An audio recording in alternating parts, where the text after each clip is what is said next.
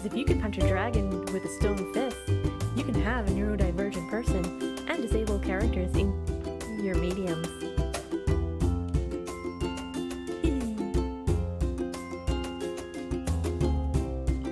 Oh, it's pretty! It is so pretty! I love it! Yay!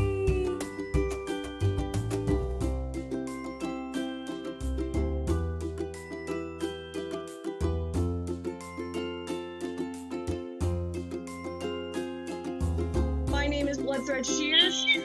I am also known in the dance world as Oriana Amaz.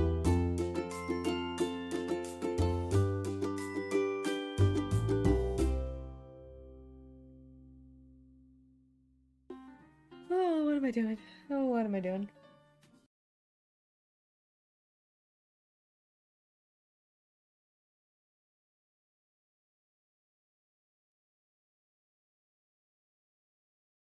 Good afternoon, everyone. Merry time zone, and welcome to my stream.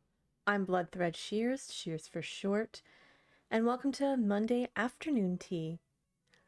A little something that I had to do in order to accommodate for some pet sitting that I did this morning.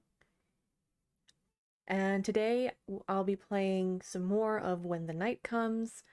So all of the standard commands, including the content warnings for the game, are in the standard command list to my left. Before we get started, some announcements. I would like to let everyone know that I'm very happy to say that I am open for commissions for knitting. So, and I made a little promo for myself to share.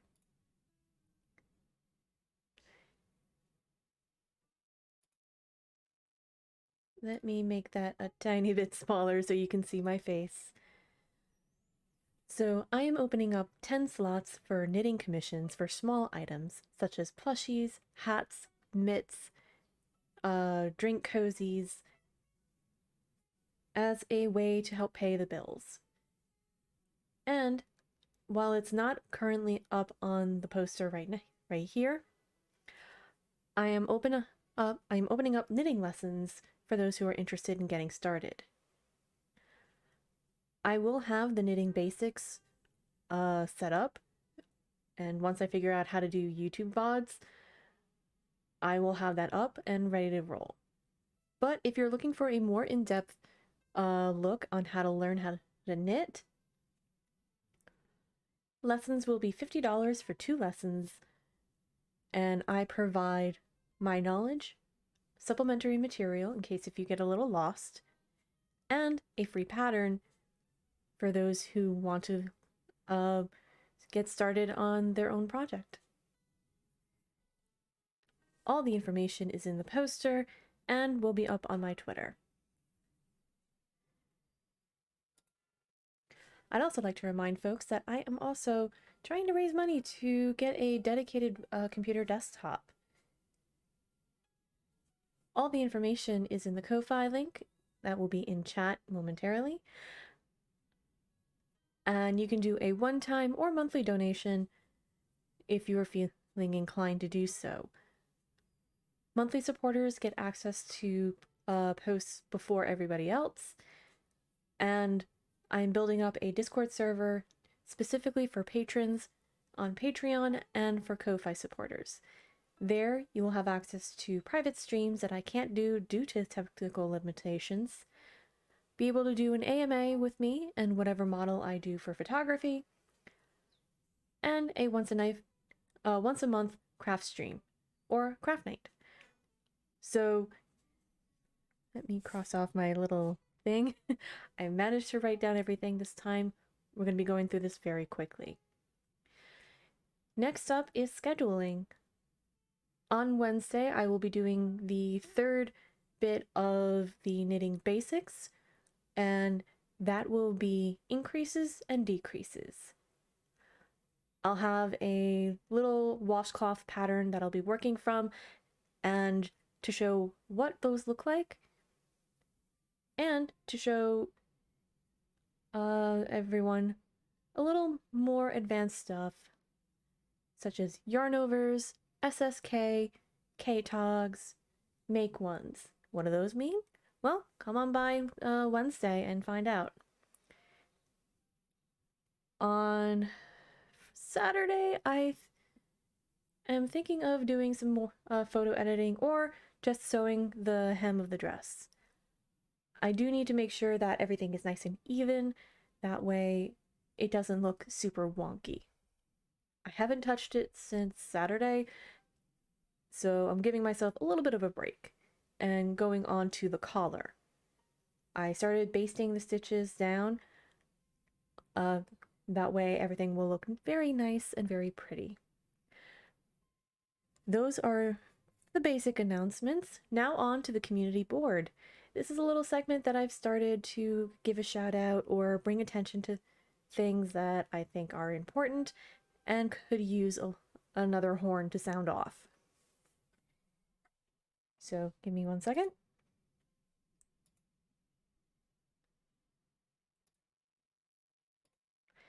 The final call for the Twitch.io bundle to benefit on the ground work for Black and Brown citizens in Buffalo, New York has been called out, and I wanted to bring more attention to it. I've been talking about this the last couple of times, and if you're interested in learning more, the link to the tweet is right there in chat. I may not be able to support financially, but I'd rather signal boost and make sure things get the attention that they really need. Finally, and I really need to make a button to my touch portal.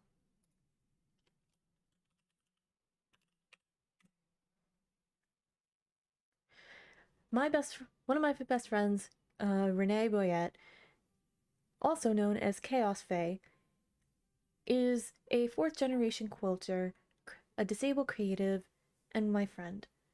She's also responsible for making one of these lovely things, coasters. I also have a mug rug on me, but I don't feel like moving everything off of it right now. But she and her husband are in the process of being evicted from their home, and they need help. They require some help with veterinary bills for their cats, funds so they can be able to afford a new place to live, and potentially some funds for moving. If you're interested, she is available for commissions, and she does amazing work. Actually, you know what? I'm going to move the mug rug and show y'all what it looks like. I told her I was plugging her Kofi pretty constantly, and she's been very flattered by that. So this is the mug rug. You've probably seen it on stream. I've taken photos of my drinks on it. She does amazing work. She makes mug rugs, coasters, table runners, quilts, altar mats, if you are so inclined.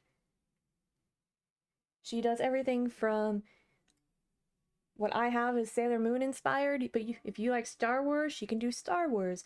You like purple? You like whatever color you like? She can do it.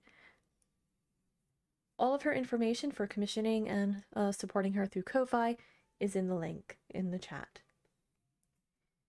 So, less than 3 minutes. I got it all done. So, all of the community stuff and the announcements aside, I hope everyone is having a lovely Monday or a lovely time zone if you are not on the same time zone as I am. I am very happy to say that it's nice and cool out. I actually had to put on my long skirt today after pet sitting because when I got to the venue, like to the house, cleaned up after the cats, brushed them down. Well, the one let me brush him. The other just doesn't want to deal with me. It's fine. Their litter boxes were cleared out, cleaned the table, made myself something to drink, and got to relax. A little bit. But as soon as I got home, let Lexi out, enjoy the sun, do some basting stitches on the collars, And I'm hoping that everything works out. Excuse me. So I think that's pretty much it. I don't want to spend any more time yammering. I want to jump right into the game, so I'm going to pause the music.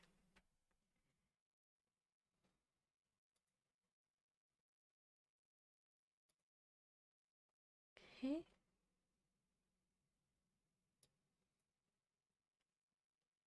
So allow me to close up a couple of things. Okay.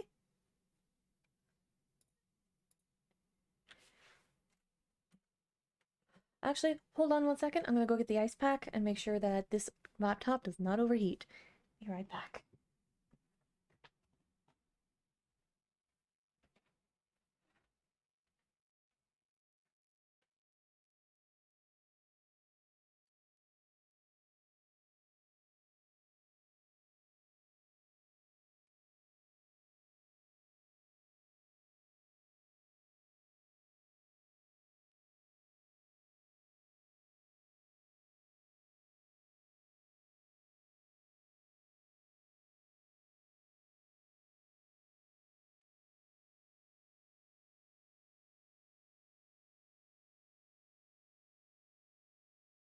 Alright. This is basically what I do to prevent my laptop from overheating. Yes, I have a laptop tray, but it is getting very warm. Or starting to get warmer, so I'd rather not risk anything. The bump on the laptop, where the keyboard is high enough. Alright, so let me get that going. I have my tea, my hot drink, cold drink, and water. That way I can stay hydrated, especially when hot people that you can romance. Also, this is my reminder for y'all. Stay thirsty, my friends.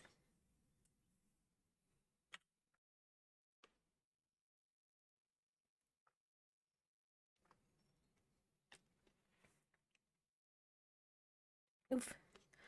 All right.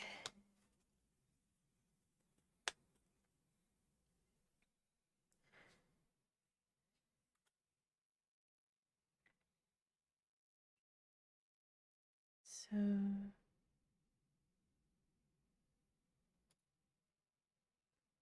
I just want to bump up the sound a bit. Okay. Voice up as high as it can go.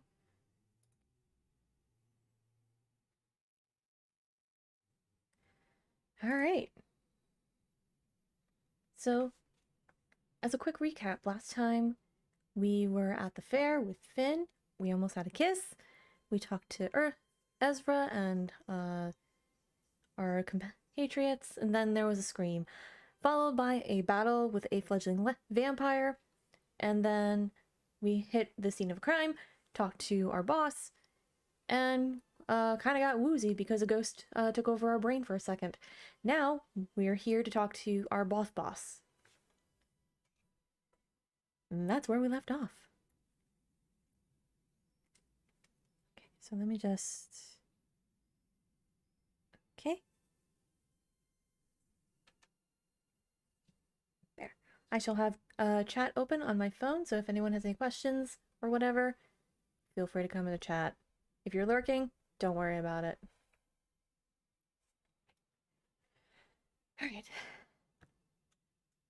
After having no luck finding him in his office... Oh, wait. Hold up.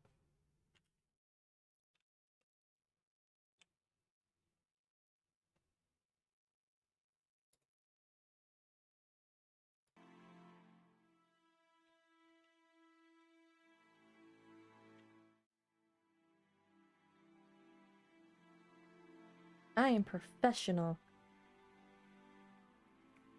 I am such a professional.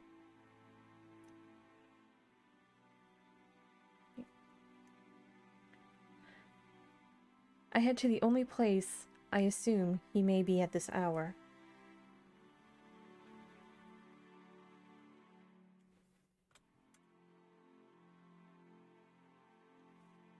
The door to August's office is thankfully ajar, so I peek around the frame, finding Harry standing alone.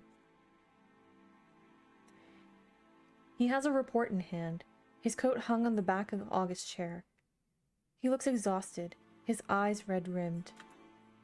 However, when he notices me, he offers a bright, earnest smile.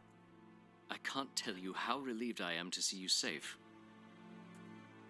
My throat feels tight, and I can't place why. James is doing a good job of making it difficult for me to stop thinking about him.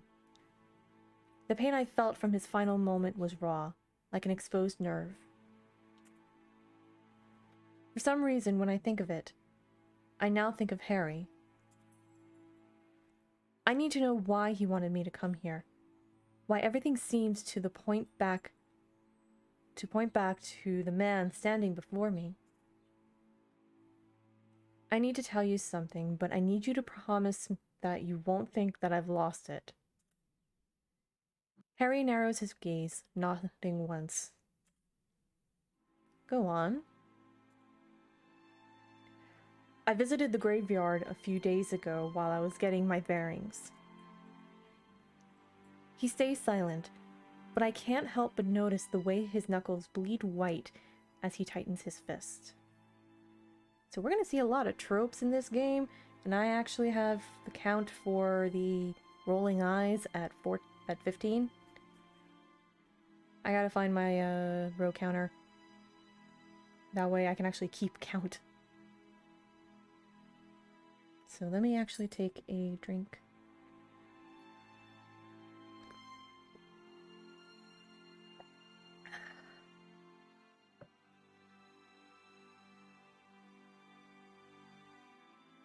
I felt an overwhelming sense of grief there. Pain, a yearning for a lost love, a sense of failure and crippling sorrow. I thought nothing of it at the time. It's not unheard for those that have been murdered to feel scared or sentimental in their final moments, in my experience. But Harry drops his gaze, his bright eyes sad and edged with tears. My words threaten to catch in my throat, but I relent. The other night, I visited again. It was almost like something was pulling me there. I heard more, not just a memory this time. He spoke to me. He looks like he's seen a ghost. He stares at me, wide-eyed, quickly swiping his cheeks. Oh, James. Oh, James. God damn it! This partial voice acting is tripping me up.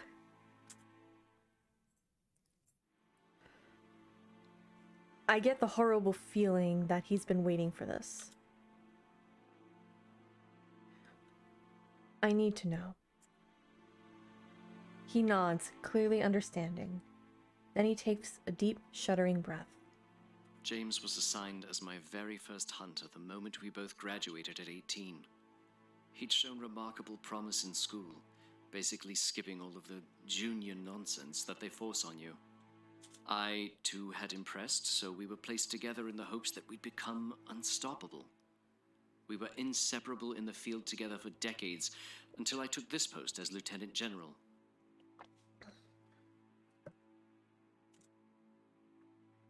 A pause and another deep breath, one that shakes. But, as well as being my subordinate, he was also my partner. My husband.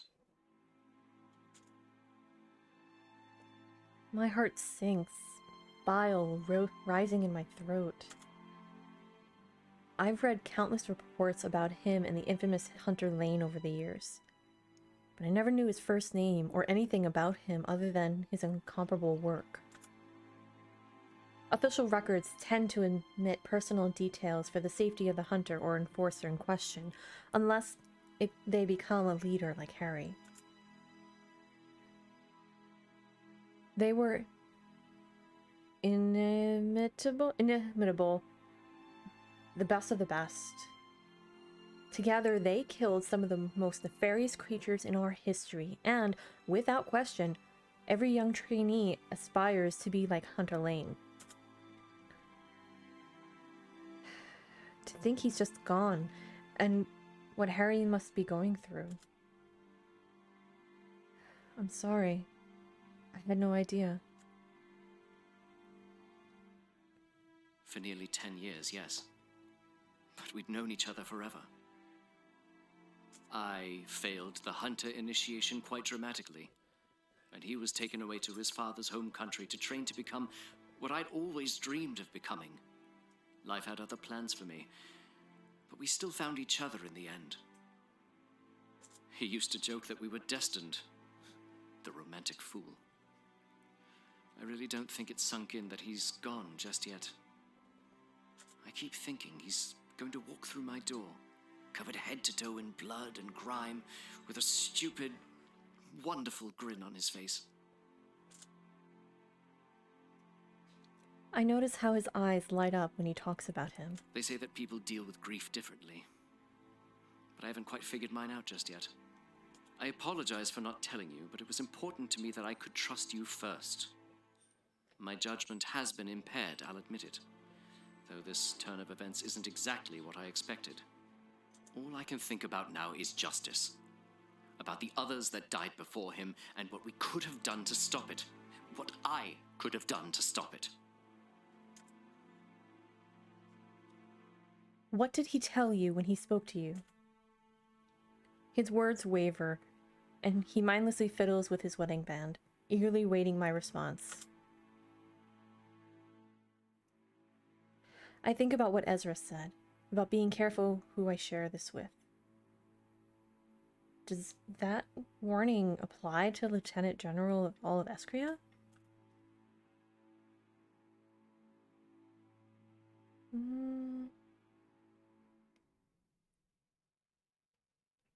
Now, I'm an upfront person to the point of bluntness. So it's a little hard to lie. I can bullshit my way out of things, but lying? Not much. So let me take another sip of my tea.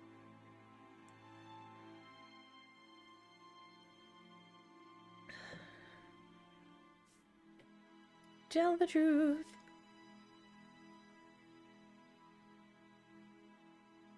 He told me to leave, that he failed and there's no hope.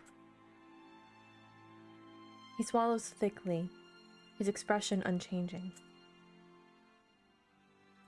I got the impression he wanted to say more, but I don't know how he's managed to communicate with me in the first place. I think he can only say so much before he fades away. I feel like it's a great struggle for him to reach out. I can't explain it. He closes his eyes tight, shaking his head as if he can't bear to hear anymore. I will need you to speak to Augustus about this. They know more about psionic magic than anyone here.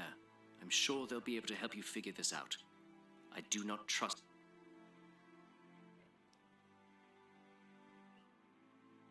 Oh, something happened.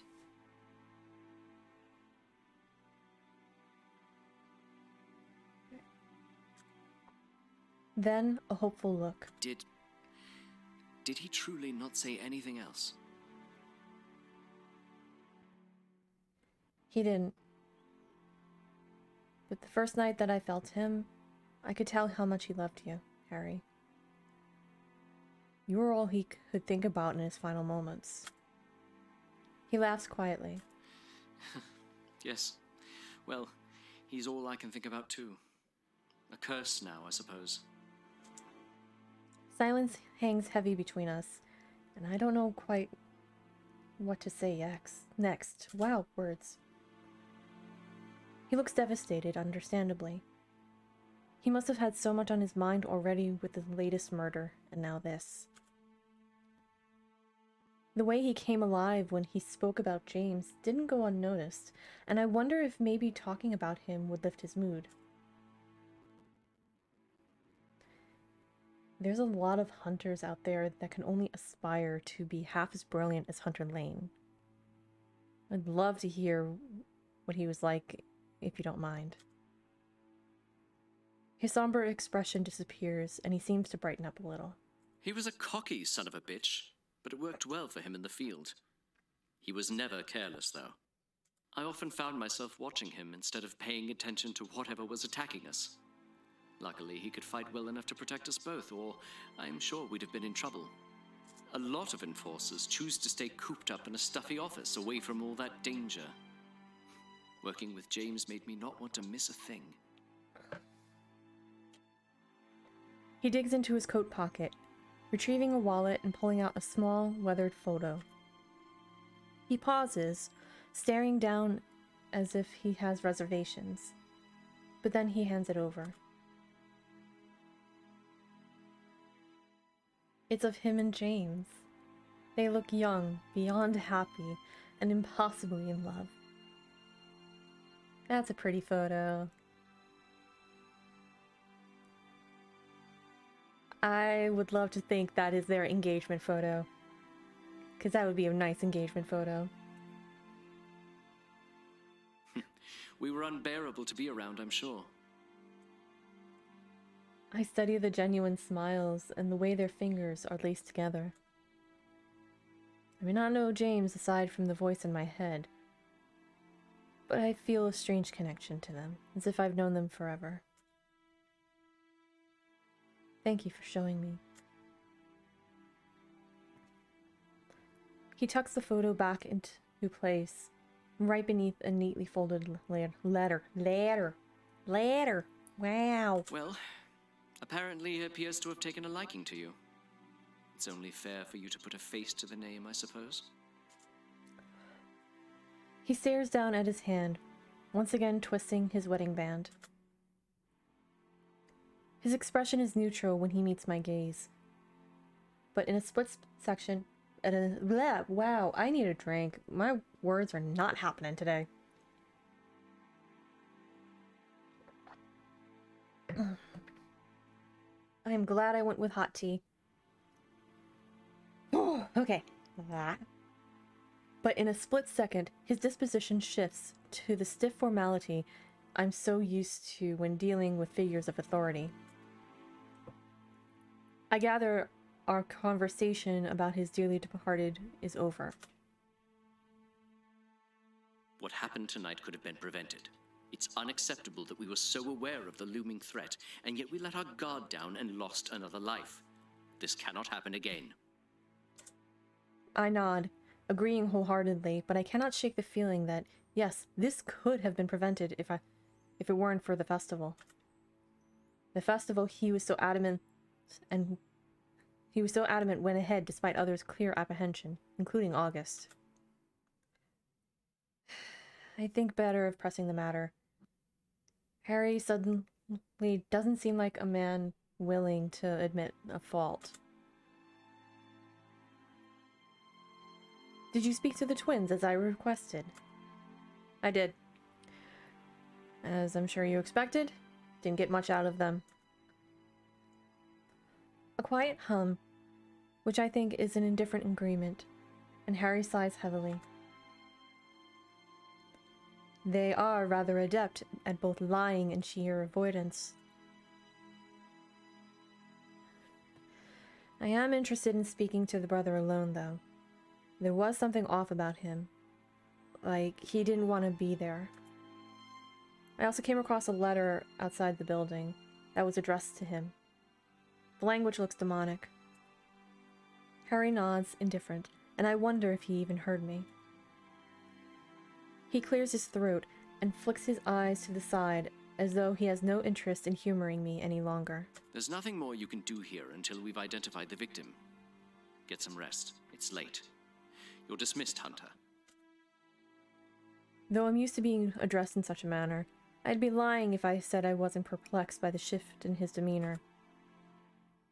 I chalk it down to grief, just like he said, but I can't help but feel like maybe I've disappointed him somehow. I turn and I quietly leave. Snow is still falling as I step outside. The hour is late. There's certainly no peaceful quiet in Lunaris tonight. The street outside headquarters are bustling with hunters, enforcers, and everyone in between. I keep my head down as I make my way toward the wolf. I fall into a trance as I replay my conversation with Harry over and over, trying to pinpoint the exact moment that made him change his attitude so drastically.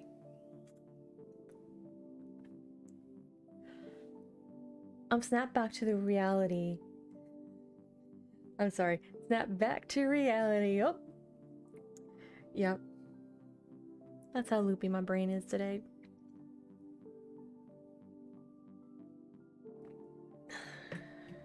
Okay. I'm snapped back to reality when I bump into something cold and hard, finding a pair of golden eyes staring back at me when I look up. Distracted, are we?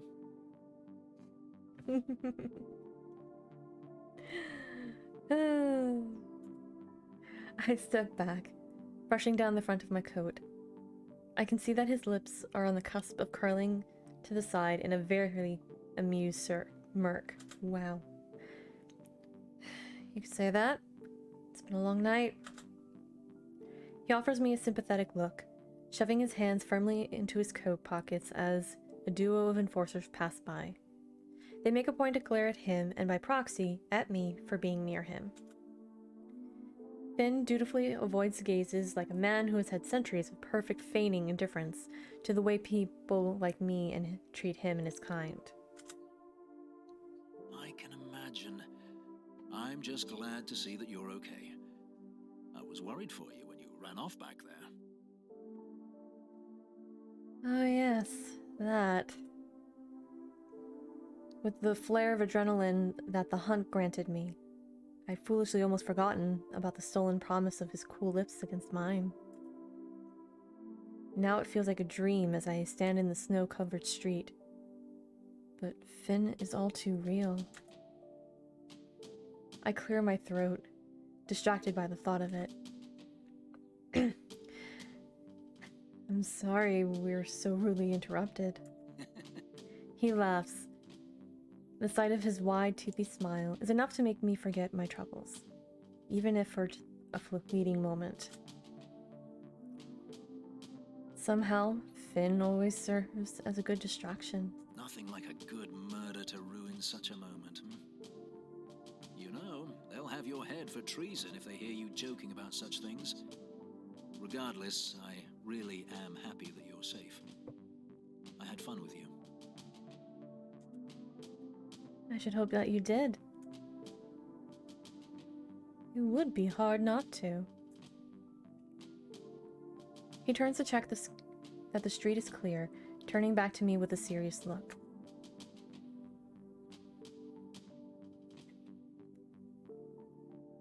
I had my clan patrolling the woods.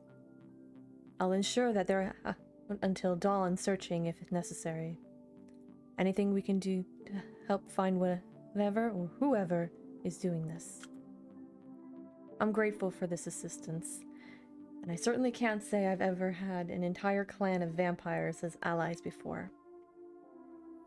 I'm optimistic that their help will be of great value to me. That's very kind. After an indecipherable pause, Finn's expression drifts somewhere far away. You know, I was out there just now. I picked up a scent, something familiar. Familiar how? He steps closer, and there's a certain air of caution in the way he addresses me, as if he's unsure that we're truly alone. I didn't get to hang around. There were too many enforcers, but the blood on that stone we found in the graveyard, at the scene of He pauses, apprehension clouding the way he looks at me. His next words are glum as in and as dead as his demeanor. Of Hunter Lane's death. He's testing the waters, if the way he holds his stare is anything to go by. Waiting to see just how clued in I am. I know about him, Finn. I spoke to Harry just now. He may be a vampire, but the look crosses his face momentarily isn't exactly subtle. He casts his eyes away from me, from the frown that settled at his brow, softening around the edges. He licks one of his fangs, thinking with a forlornness that suits him a little too well. I see. And how did that go? I shrug, because I can't really offer him anything else. I feel deflated and defeated. Not great. He's in mourning, and I don't think he's in the right mind to be making decisions. Finn purses his lips, contemplating my statement. That's a bold way to speak. That's a bold way to there we speak go. of your Lieutenant General, but I don't doubt your instincts.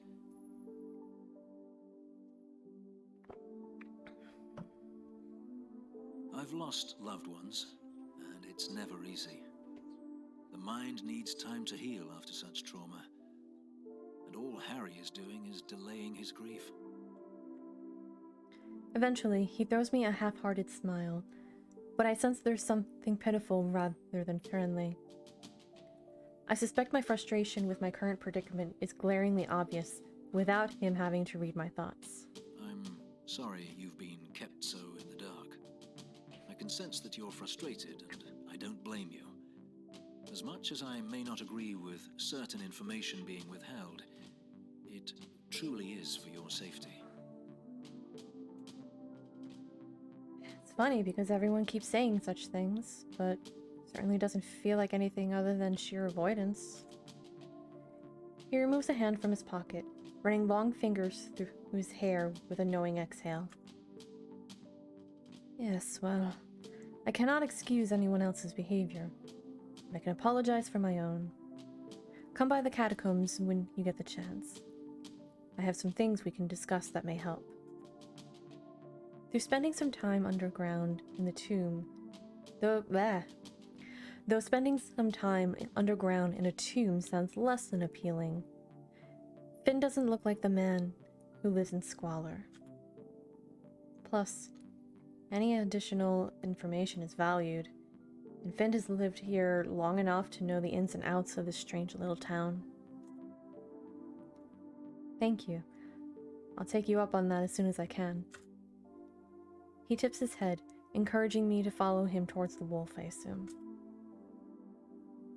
Come on, I'll walk you home.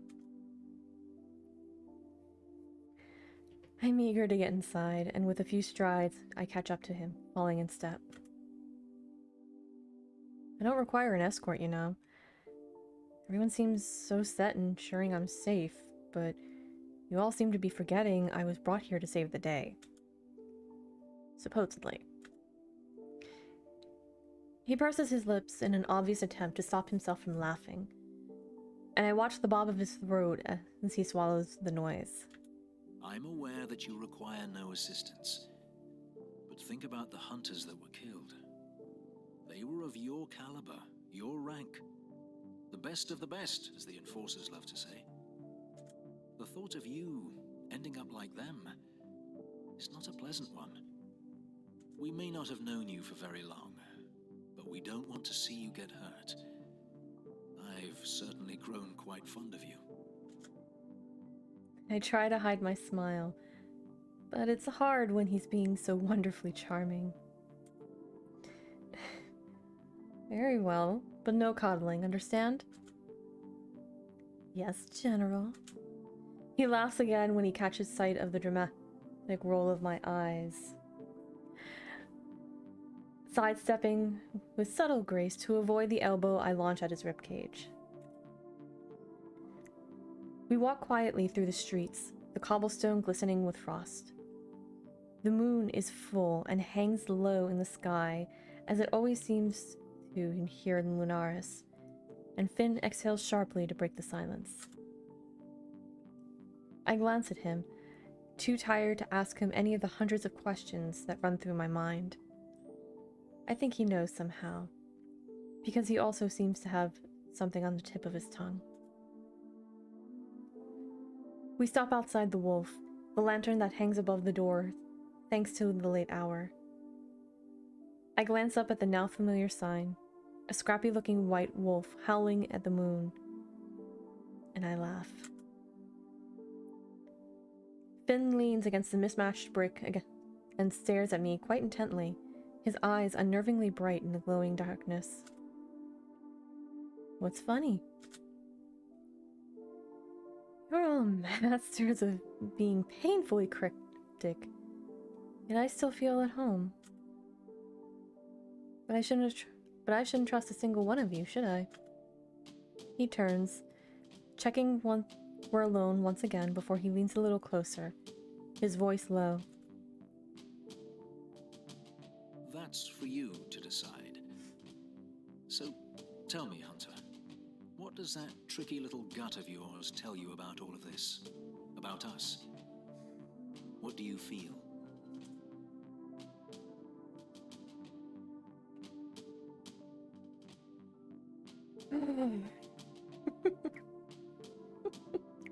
I need a drink.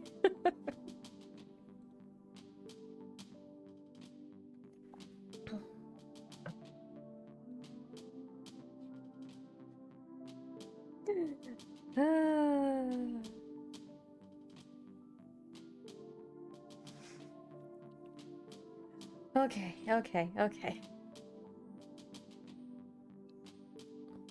I find myself getting lost in molten gold, watching him watch me. A witty response turns to ash on my tongue. I'm hyper aware of how close we are, caught by the memory of his hand in mine at the beach. Our lips hovering so close that I could feel the cool breath against my skin. He remains silent, and I clear my throat. So, the festival. He smiles softly, finger twitching at his side.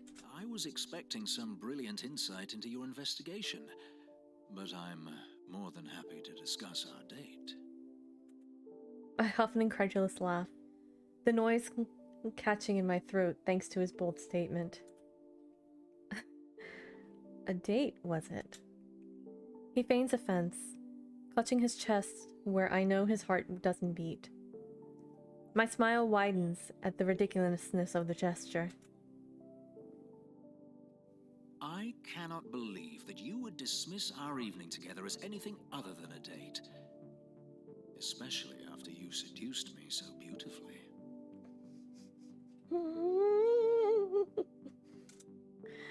His fangs graze his bottom lip, and my toes curl in my boots at the thought of what they're capable of. A stark reminder that he's still a creature, and I'm very much a human that kills things. I seduced you, did I? If I recall correctly, you were the one who took my hand, who leaned in. His answering laugh is enchanting, his nose crinkling, his pearly white fangs glistening. It takes two to tango, as they say. I'm just teasing, though. I do not take offense if you didn't see it as such. I had a good time regardless. I was rather upset our night together ended so abruptly, but duty calls, right? This time, I really do elbow him, catching him square in the ribs. He's polite enough to let out a gentle oof, but I know he's truly unaffected. My elbow, on the other hand, he grins, all lopsided and beautiful. Exactly, and I should probably be doing many other things other than talking to strange vampires in the snow at this early hour. Yes, like sleeping.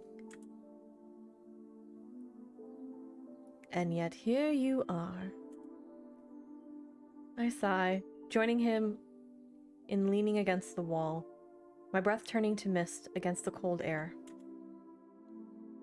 Here I stay. I wish I knew what it was about him that draws me in, besides the obvious. By all accounts, I should be overly cautious around such a creature. But Finn makes me feel more at ease than I thought possible. And I need that tonight more than ever. I want to get to know him and to understand why my heart pounds so feverishly when he's near. I should head inside. My words sound dull, and I know I don't mean them. I'm looking for a reason to stay right here, anchored in this spot. You sound positively enthused. I shrug, sparing the old door of the tavern a glance. The sheets are scratchy. I'm just psyching myself up. That's fair. After a brief pause, he quickly steals his gaze. He reaches out and runs a cold finger along the curve of my cheekbone. The etchings flicker in the darkness. You are quite lovely, you know.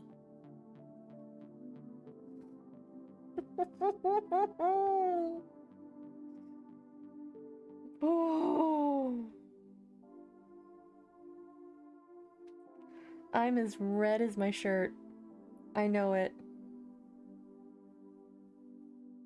Hold on, I have a fan in my room. Hold on.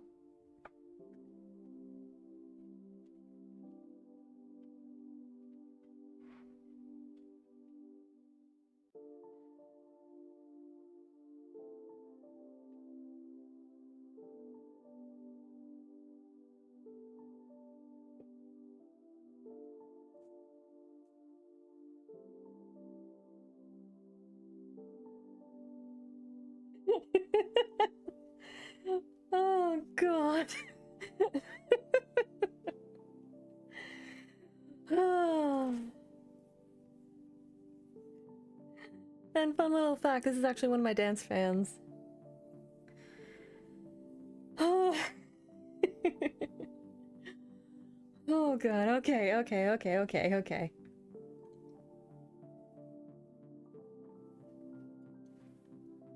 Alright, hot drink done.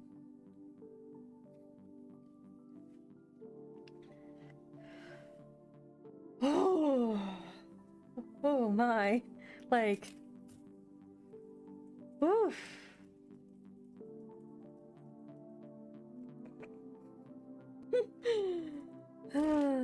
Oh boy. Okay. Back to the game. I cannot resist the impulse to tip my head in blatant invitation. The way wolves show their submission, bearing the column of my throat to the man that could rip it out in a blink of an eye. His cool digit stops over the place where my pulse thrums furiously, and I no longer care that he can hear, that he knows what he's doing to me. He smells strangely like dying summer, though I suspect his memories of sunshine are long dead. Sweet dreams, fair hunter. I daren't keep you from your rest much longer. My traitorous body shivers under his touch, and I mourn the loss of it when he finally pulls away. He quickly stuffs his hands back into his coat pockets, as if the temptation would be too much if he didn't. I take a deep breath and gather my wits. I can't seem to find it in me to mind. He smiles at that, and I sense a reluctance as he pushes away from the wall, ready to depart. Ah, alas, you have a town to save. Plus, the night is still young for a creature like myself. I sigh, staying closer than probably is necessary, craving contact of any kind as I watch his grin grow wider. Right. I should probably head inside, though, I suppose. A pleasure as always. And remember, we've got your back. Should we find anything of interest overnight, I'll come running. Daylight permitting, of course. Good night, Hunter.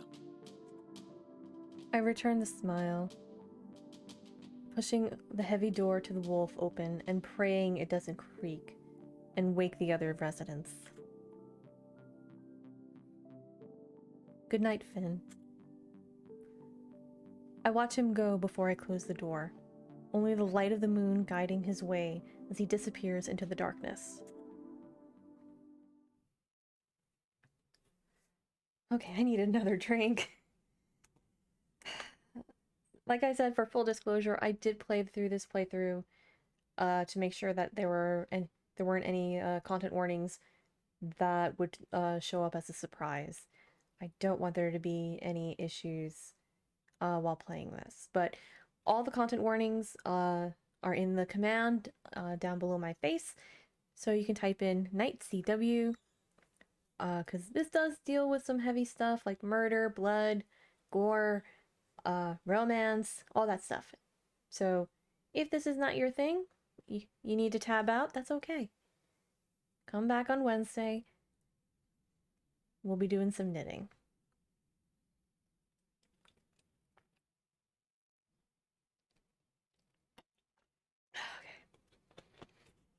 Okay.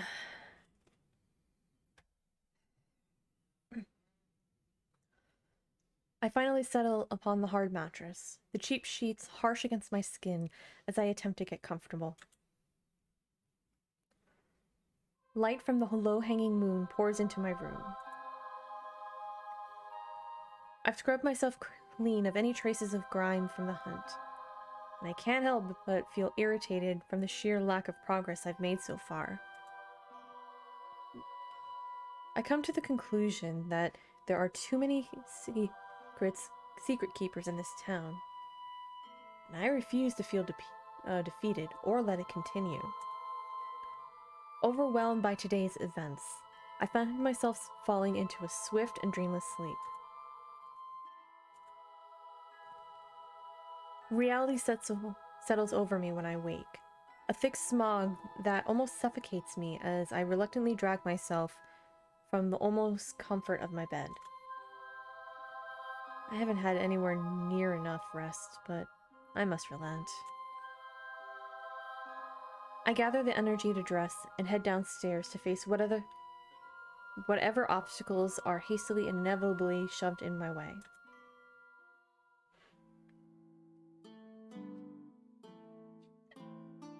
As my eyes take in the bleary sight of the empty tavern, the hideous sound of scraping wood against stone assaults my ears. In the corner of the room, Alcar stumbles to his feet. The chair he's been sitting on almost topples over.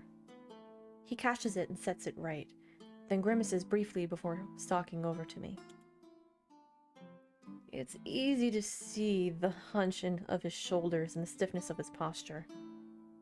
For a moment, I wonder if he's hurt somehow. But as he comes closer, it seems more likely he's only wary, perhaps? Not unusual, but with the commotion last night, it still puts me ill at ease. I don't need supernatural senses to know that this is going to be another pebble in the mountain of mysteries. He looks a mess. What has he been doing? Rolling around on the forest floor? Hunter, I need to speak with you. He doesn't sound like the aloof, cocky half-Lycan I've come to know. He speaks forcefully, but there's a tremor in his voice that's hard to miss. What's wrong? The frown deepens. Instead of explaining himself, Alcar holds out his hand and uncurls his fingers, revealing a crumpled ball of fabric. For a moment, I stare at him and at the thing that he's holding without comprehension. Alcar stares back, his expression telling me he thinks I'm a fool for not getting it. But then I realized the distinctive purple under the dirt and dry crusted blood, and my stomach drops. Hunter sash. Alcar is holding a hunter sash in his hand. Or what's left of it. The thing is in a sorry state. Its original color almost indistinguishable under the grime. Carefully, I reach out to take it from him for closer inspection. He looks down. It doesn't belong to the hunter that was killed last night. It doesn't belong to any of them. It's not right. The smell. I stare at him in disbelief, shaking my head as I feel gritty fabric between my fingers. Then who does it belong to? Alcar shrugs half-heartedly. In the tavern's uncertain light, his face is drawn and his eyes are sunken. Exhausted, I realize. But his tail still flicks back and forth, back and forth. Is it impatience or agitation? It's hard to tell with him. All I know is that Alcar is telling the truth, if for no other reason than because he's too worn out for deception. I tried, but I couldn't tell. I searched all night with Finn's clan, but we came up short.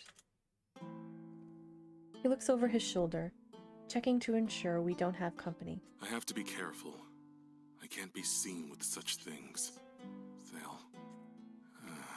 A sharp exhale, and he admits defeat. Shoulders drooping, ears flat against his head. There's as much bitter resentment in his voice as there is sulk. They'll make me pay for my generosity with my own blood.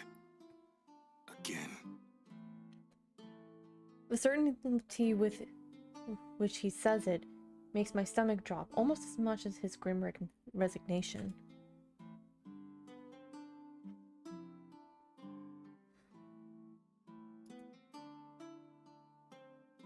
I'm not gonna let them hurt you, Alcar.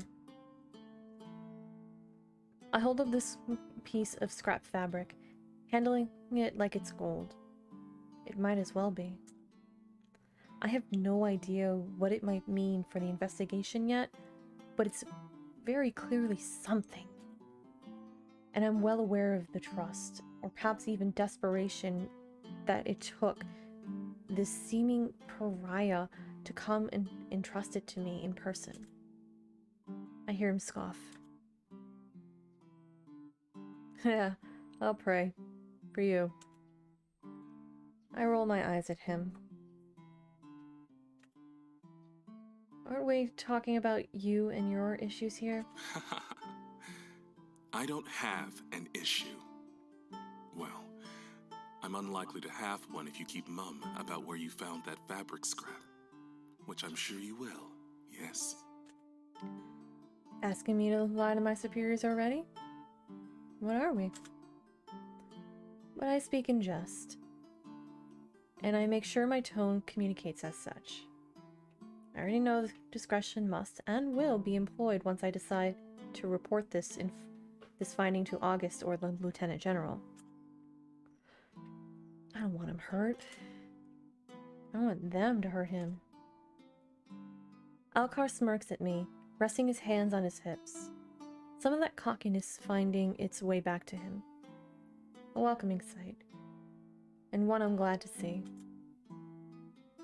Sure, I'll gamble on it. There are worse odds to bet on. He leans closer suddenly, lowering his voice despite the empty tavern. I don't know how much or how little you've decided to trust the Pomps in that workplace of yours. And I said all that shit about not trusting anyone.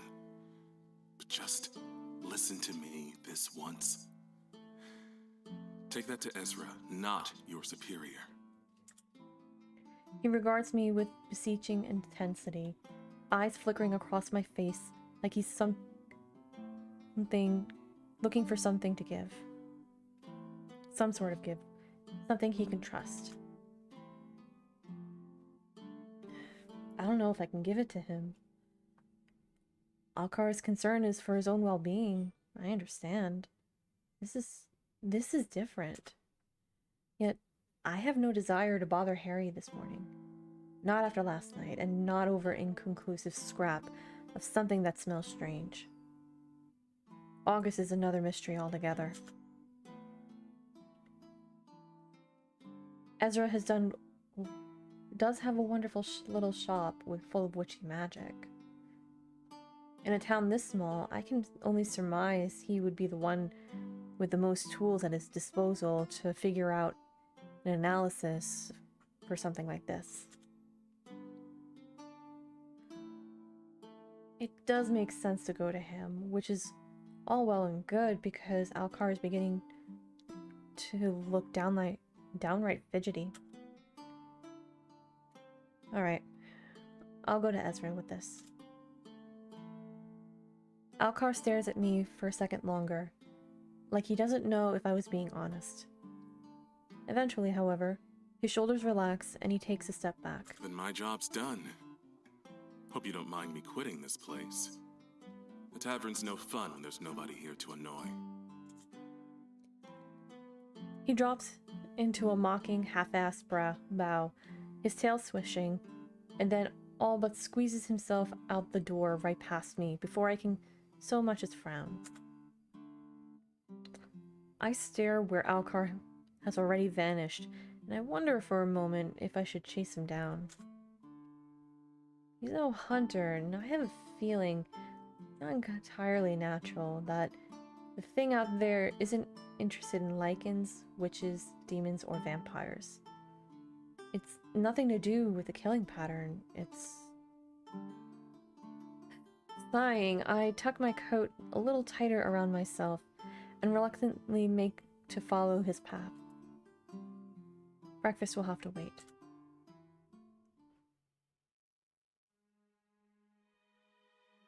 Okay, so...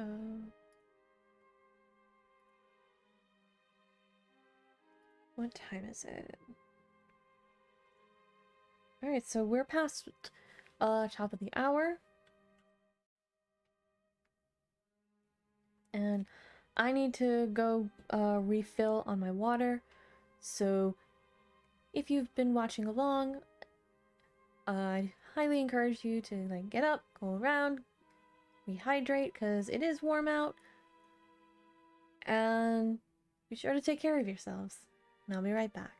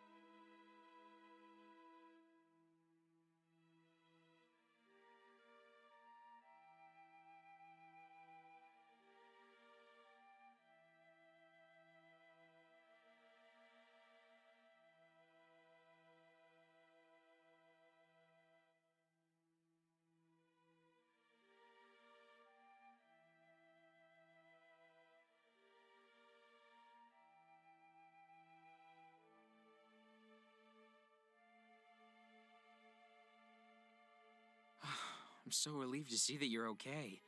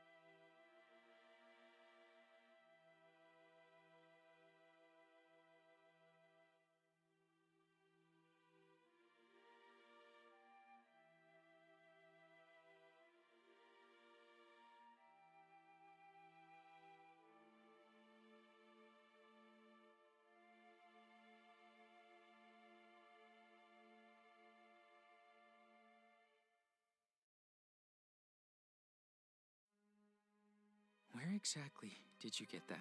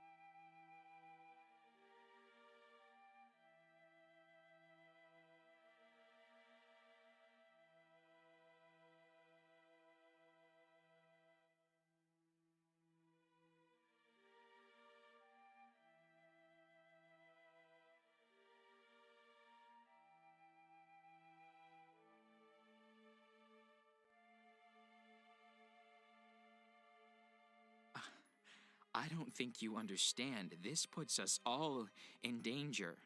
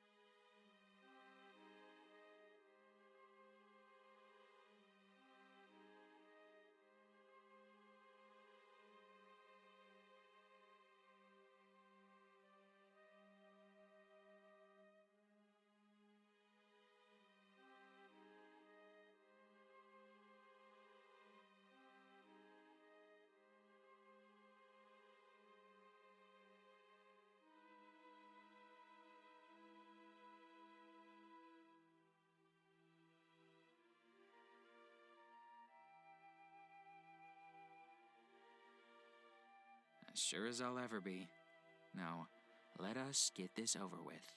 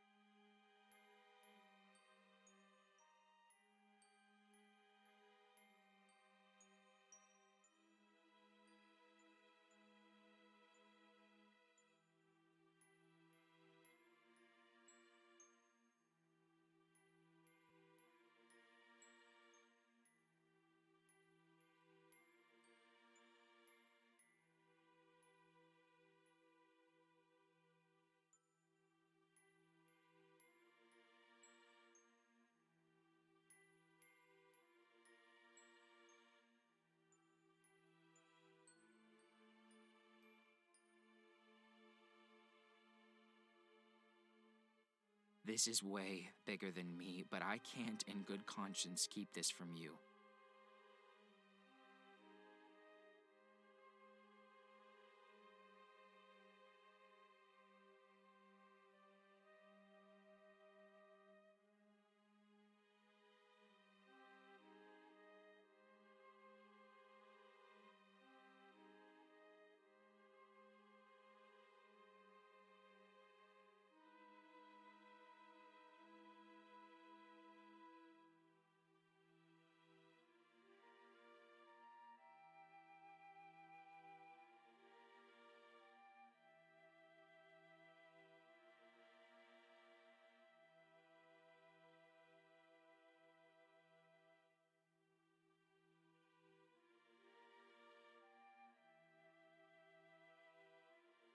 I really shouldn't say anymore.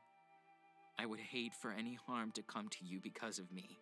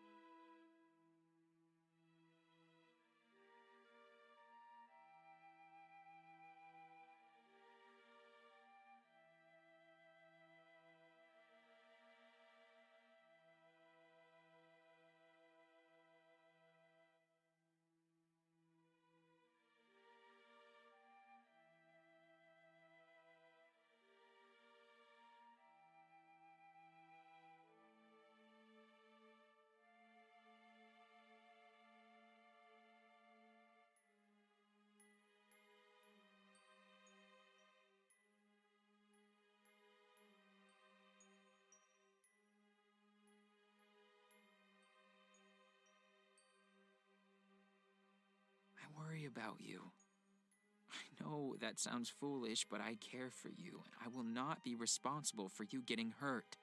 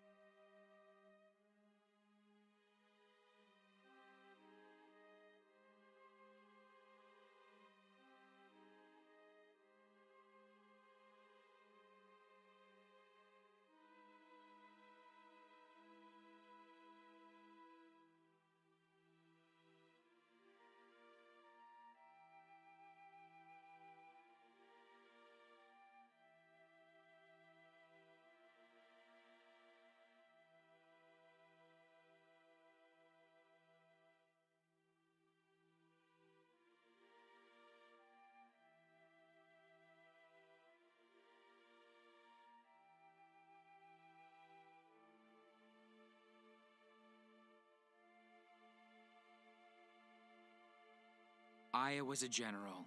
She was relatively new in town after being transferred here and was arrested quite suddenly. No one outside of the enforcers knows why. Like some dirty little secret.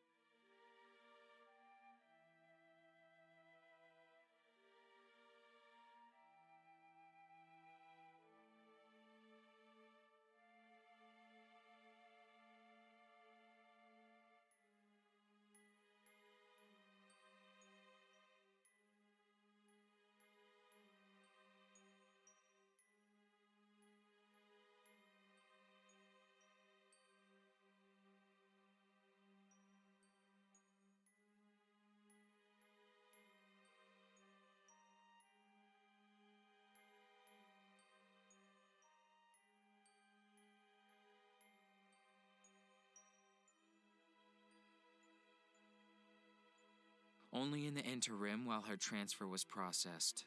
She and Piper hit it off quite quickly, but she was gone before she had a chance.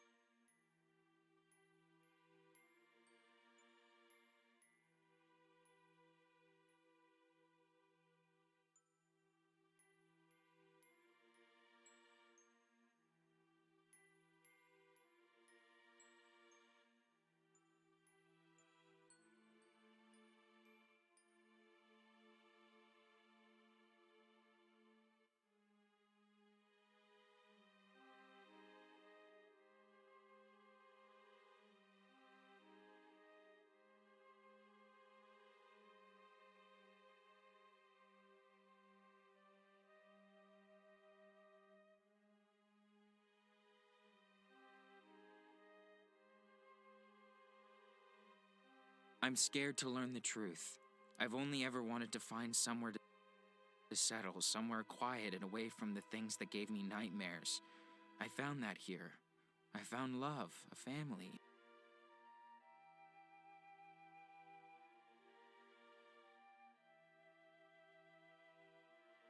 Everything crumbles eventually. That's why I'm afraid. I just want a normal life.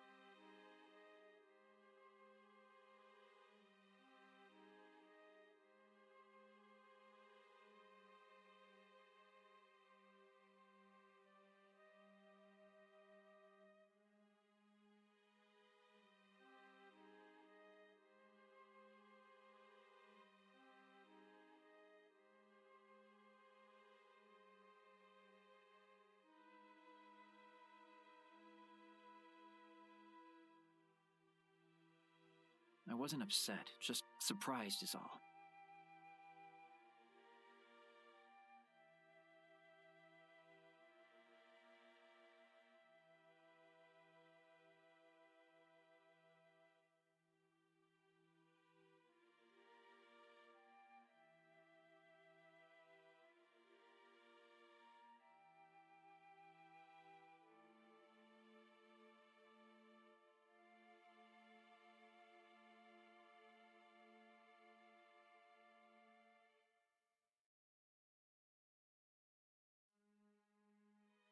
Thank you for worrying about me. I promise I stayed out of trouble.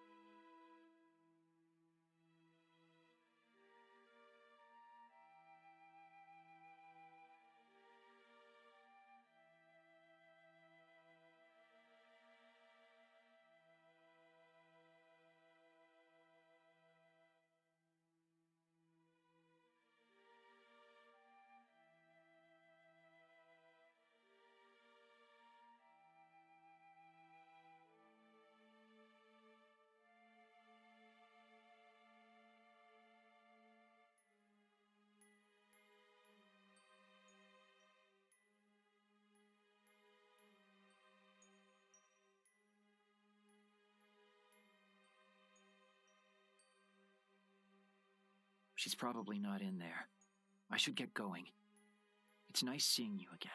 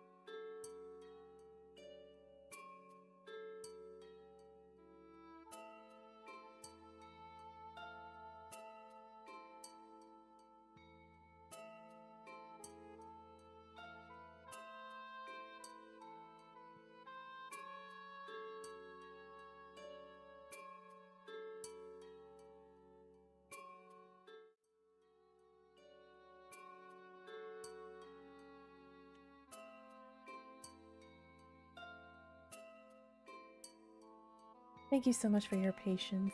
I was trying to look for something and I couldn't find it. So, anyways, back to the game.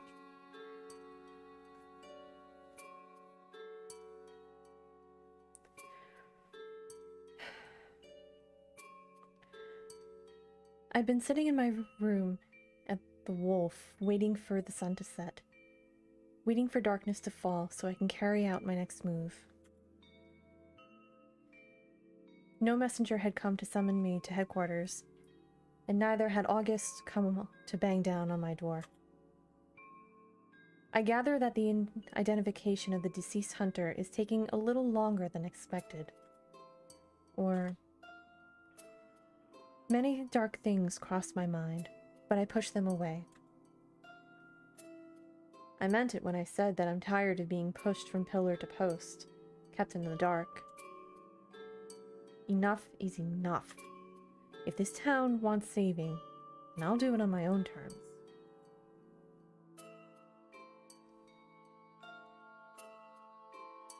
The door to August's office is thankfully unlocked, and I'm pleased to discover that it's empty. The desk is in its usual disarray, papers and books haphazardly strewn across the surface. I take a deep breath and head straight for the filing cabinet I've seen August rummaging through so often, and I carefully open the drawers. Apparently, Piper has her own, a whole portion dedicated to her reports. An impressive feat. After much rummaging, I eventually find Aya's papers stuffed to the very back of the bottom of the drawer. If I didn't know what I was looking for, they'd have easily gone unnoticed.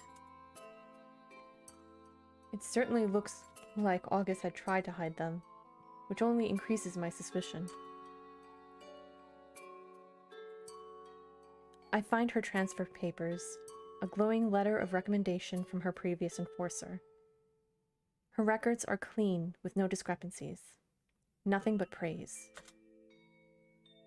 I see the words kind and thoughtful repeated multiple times, and the only complaint, if you can call it that, is that her enforcer had that she was overly cautious. Then I find it. Her discharge papers, an obnoxious red treason stamped across the front of the page. Ooh, that's not good. In a blink of an eye, the whole office lights up. The door loudly slams against the wall. What are you doing? Busted. I watch magic coat every surface, flowing and curling over the walls, floor, furniture. It even creeps over their clothing, their skin too. They stare at me wide-eyed, vivid violet swallowing the once ice blue of their eyes. And though I should be concerned that I've been caught, I'm distracted. August. The magic that glimmers upon their clothing disappears, and their eyes lose that otherworldly glow. But the room remains alight. They look at the bundle of papers I hold tightly in my hand, a frown furrowing in their brow. I would ask that you put those back, Hunter. Damn it.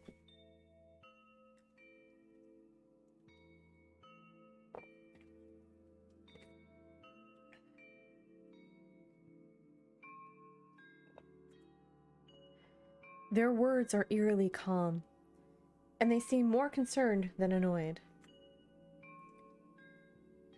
What happened to her? They close the door, clicking the lock and checking the handle before they walk towards me.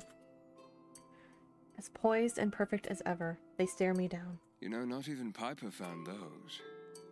I hate to admit that I'm impressed. August. They unfurl their fingers in a silencing gesture, and I pause. August is still my superior officer, and I'm nothing if not respectful. I do not wish for Piper to be demoted, nor do I wish for you to meet the same fate, but I appear to be having a case of déjà vu. but, you know, sometimes the hand that feeds is a forceful one. I'm perplexed. I expected a much harsher conversation. August isn't exactly known for their calm temperament, and this is startling out of character. Aren't you going to admonish me? With a sly smile, they shake their head. No, I'm not. I believe in you, strangely. I believe that you're a bright light at the end of a very, very dark tunnel for this town. And I have been questioning things lately.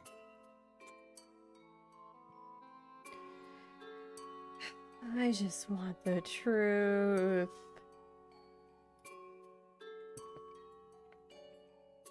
Their uncertainty is startling.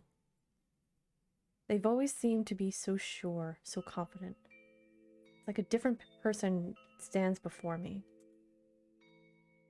Are they afraid too? I just want to know what happened. Their mouth twists and they sigh deeply. I don't know what happened. I am but a pawn. August, please. I let my frustration show. The paper's crumpling in my grip.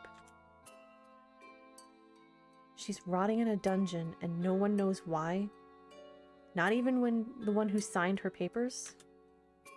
Ooh, that's not good. That's not good. That is a different reaction than I got last time. Oh. A fierce, bright glow surrounds us. Magic crackling at their fingertips. I did not sign them. Ooh, that... Oh. Oh. Okay. They take a deep breath. I couldn't do such a thing. This goes higher than me, far higher. People are scared to utter her name.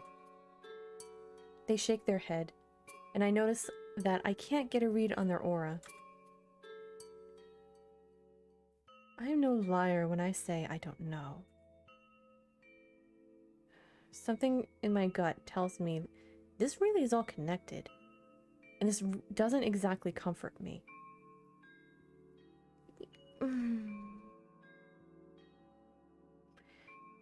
Well, this is not a good.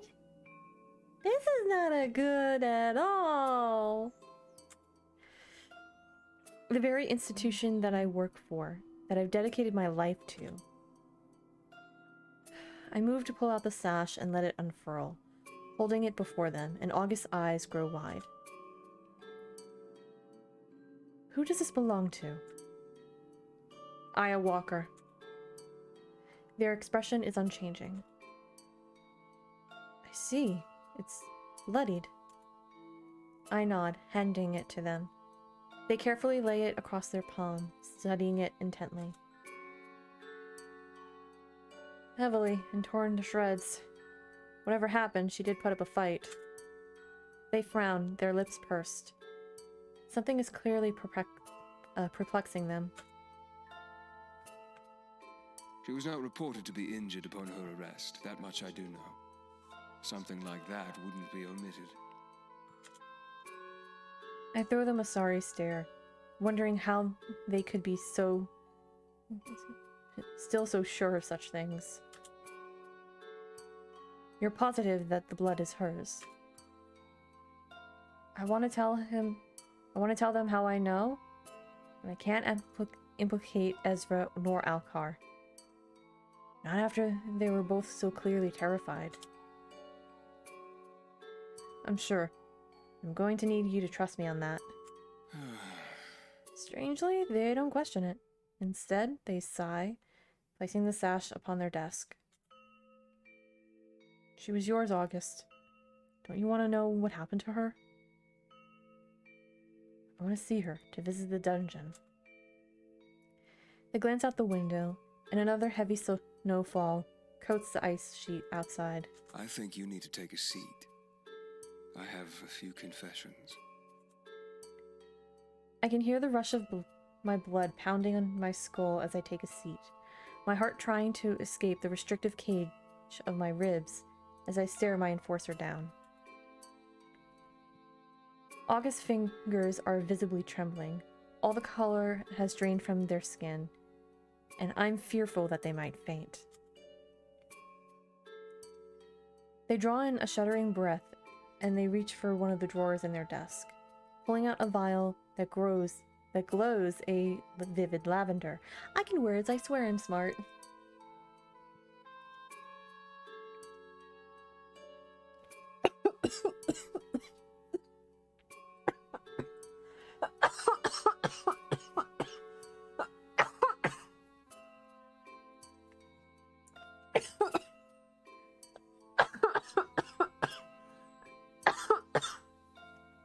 Excuse me.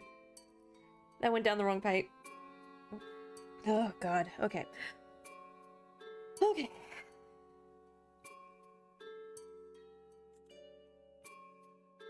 I recognize it from the very first time I met them back at Ezra's shop, which strangely feels like forever ago. It's been... Excuse me. It's been less than 2 weeks! Okay. The way that they demanded it from him with such a desperation that I hadn't seen them since. But it stuck with me nonetheless. At first I think they might want to pop the cork and swallow it whole, their eyes hungry as they shake it, watching the viscous liquid swirl and brighten. They don't, though. Instead, they place it in the middle of their desk. They proceed to sit on their hands, and I gather it's a precautionary measure to prevent themselves from indulging. What is this? They clear their throat, unable to meet my concerned gaze.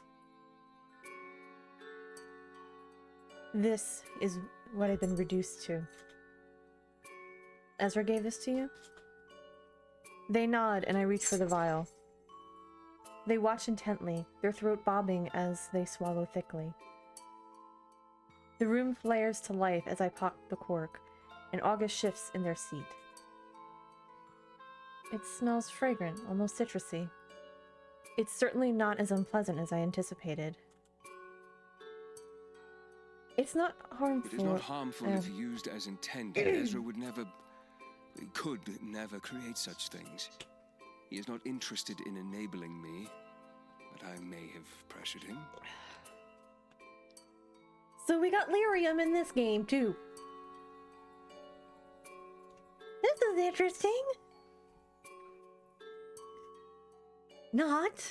I may have taken advantage of it, hence the nature in which my magic has been manifesting lately. Just another thing to add to the long list of regrets I seem to have accrued lately. I look around... Oh, goodness me. I look around the room, now understanding how such a display is possible.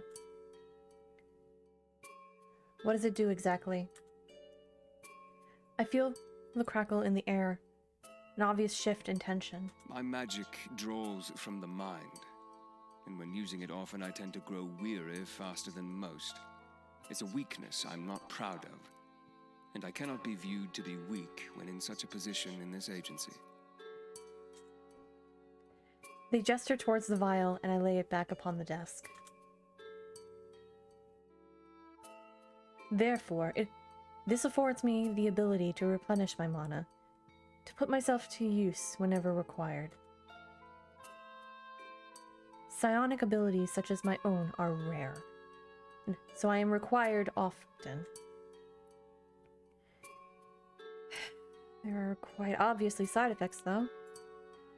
Your health is more important than your notoriety, August. They seem taken aback by that statement, maybe a little embarrassed. Yes, and I see that now. I've been a little blinded by the desire to impress. But the harder I look, the more I realize that I might be pushing myself to the limit for a broken cause. I blanch at that. Those words coming from August's mouth seem unreal.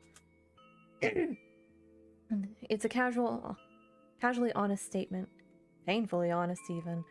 And certainly not something that I could imagine the enforcer I met just a week ago daring to utter. See? I feel like... I know we're working on Shakespeare time here, and what I mean by that is... things move a lot more quickly in a visual novel than they would actually. Like, I've grown quite fond of you. We've known each other for a goddamn week.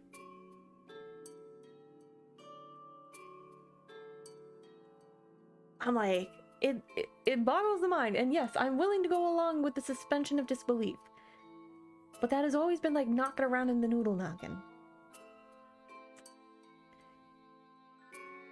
Too many questionable things have happened right under my nose. And I was too blinded by my determination to succeed to see. Language. Aya, Piper, the murders. We need to go back to the start. Examine the route. The route being the agency, the enforcers. With a small nod, they lift their eyes to the ceiling, speaking their next words with great effort. Yes, the enforcers. Then why bring me here? That I cannot answer. I wish I could.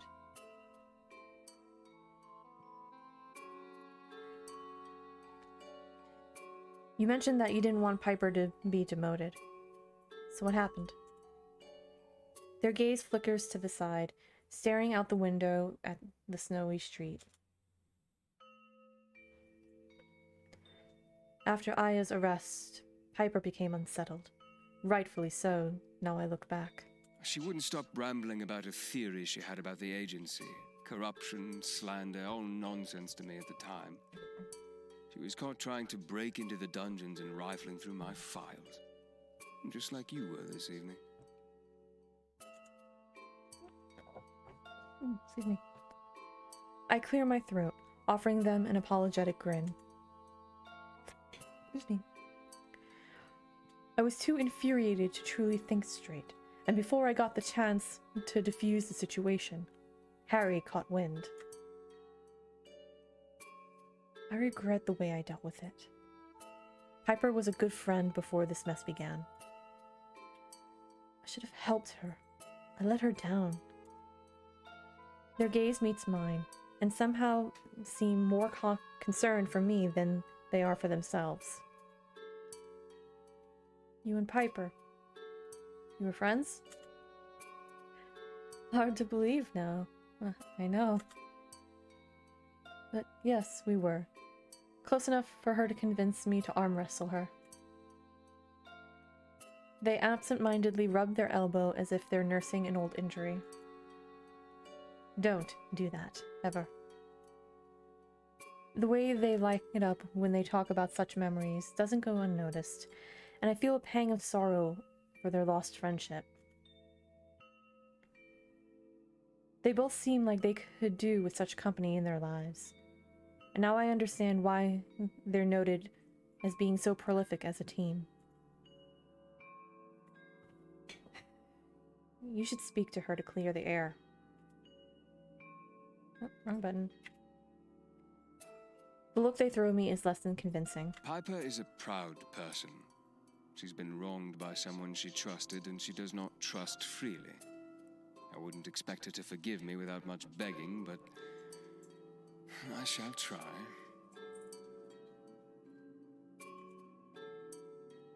I truly valued our friendship, and I've been cruel to her in my mission to please Harry.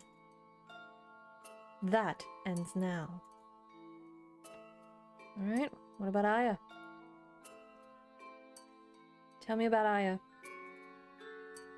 They rest their elbows upon the desk, steepling their fingers. There's not much to tell, really. She transferred here only a few months ago. We barely become acquainted when she was arrested, though Piper took a liking to her. A small smile crosses their lips.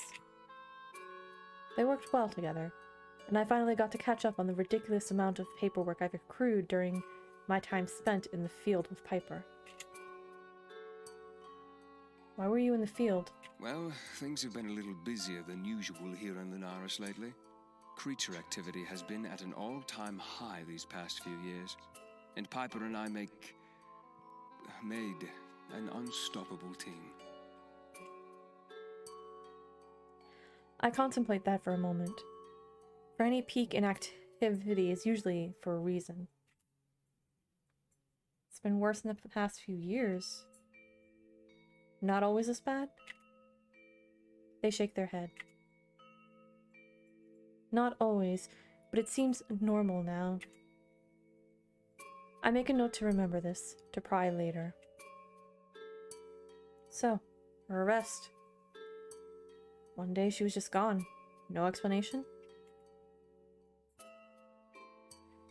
It was reported that she went on an unsanctioned hunt. I wasn't aware, and neither was Piper. We never saw her again. Are you okay, Lex?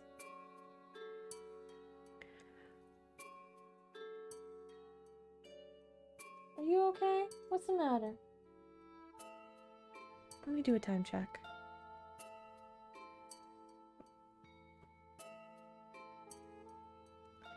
I reach for the papers that sit down upon the desk between us. Harry's signature clear as day. You didn't question it. An uncontrollable shift, a squirm almost. I did not. You don't question Harry. He's given me no reason to. I watch them carefully, the furrow in their brow deepening as they quite clearly second-guess their own statement. Something isn't right here, and Aya's situation feels too convenient to me. Don't you agree? With a sharp inhale, they sit back in their chair. A little of their tension melts away, but the sadness still lingers. Okay, so, alright, so...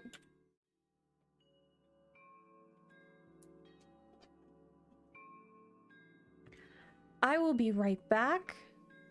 I just got a text from Mom, so I need to take care of something really quick, so be right back.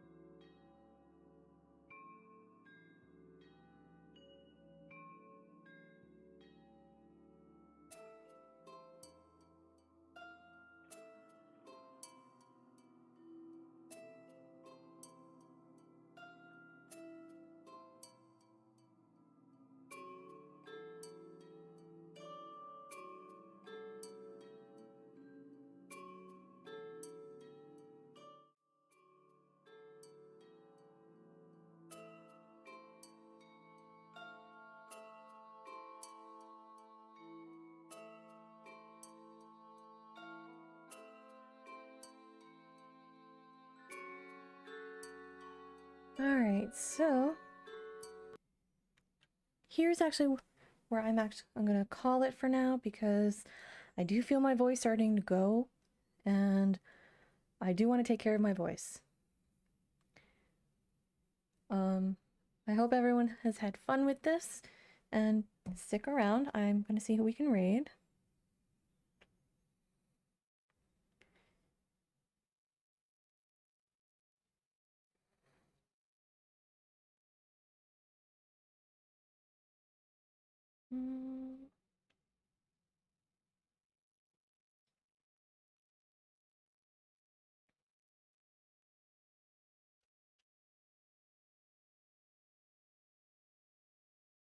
Actually, you know what?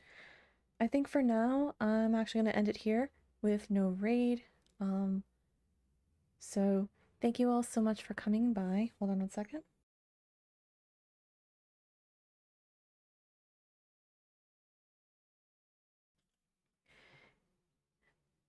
Thank you for all of your patience. I know this is not a normal time that I stream, so I hope everyone has enjoyed themselves, and we'll come back for... Hold on one second again.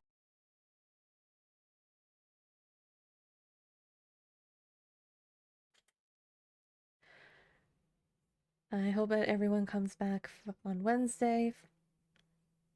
Yeah, I'm so sorry, Camcy. Had to call it because my throat's starting to hurt from talking so much. I will say this, the abridged version is that we almost kissed the vampire, we flirted with the magic man, and we flirted with the demon, because, but yeah, almost kiss. Yes, I will DM you the details later. But yeah, thank you all so much for coming by. I know the tension. I will be back on Wednesday for the knitting basics, and I probably will do this again on Sunday. Hopefully by then my voice will be a little bit more well rested, and I will be at normal time. So enjoy your day. Give your favorite streamers some attention. Come by on June 7th at 9 p.m. Eastern Standard Time, where Lonzo Gonzo, that nerd Tori, Happy Capster, and myself will be playing superheroes in a Masks the New Generation one-shot led by the Great Rafiki over on Greater Restoration's channel. So I hope to see you all on Wednesday. Thank you so much for coming by. And remember, hey, you're doing good. Don't worry about it. Have a wonderful day, everyone. Bye.